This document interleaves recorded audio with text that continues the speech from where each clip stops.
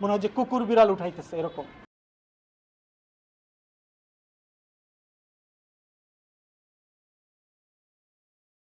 মনে হয় যে কুকুর বিড়াল উঠাইতেছে এরকম। মুসলমানের দেশে এই ধরনের মুসলমান নামধারী অপরাধীরা, মুসলমান যারা ছেলেমেয়েরা গুলিতে মারা গেছে, তাদেরকে হত্যা করা হয়েছে, তাদেরকে কিভাবে অসম্মানজনকভাবে ভ্যান গাড়িতে উঠাইছে। এরপরে শুধু সেখানে শেষ না, থানার সামনে নিয়ে এখানে আগুন জ্বালায় পেট্রোল দিয়ে লাশগুলো পোড়ায় দিচ্ছে। মুসলমানের লাশ পোড়ায় দেওয়া মানে আপনি একটা ভয়ঙ্কর চিন্তা করতে পারেন? আপনি হত্যার পরে কি প্রতিশোধ নিতে পারেন? মানুষকে খুন করার পর কি আর প্রতিশোধ নেওয়ার জায়গা থাকে? কেমন বাংলাদেশ এটা আমরা চাইলাম? কেমন প্রশাসন হয়েছে এটা? পশু পশু তৈরি হয়েছে। এই যে আব্দুল্লাহ কাফিকে দেখলাম গতকালকে গ্রেফতার করেছে, পশু হয়ে গেছে এরা। কোন আইনে বিচার করলে এটা ন্যায্যতার বিচার হবে?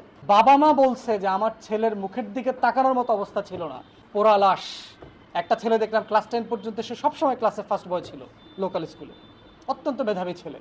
তার বাবা মা দেখাচ্ছে যে কি পরিমাণ ট্রফি তাদের বাসার ওয়ার্ড্রপে ভরা, এই পুরস্কার এই পুরস্কার এই পুরস্কার সেই পুরস্কার নিয়ে আসছে। কত অমানবিকভাবে একটা মানুষের লাশ পোড়ায় মেরে ফেলছে, কারো কোনো চেহারা আইডেন্টিফিকেশন নাই।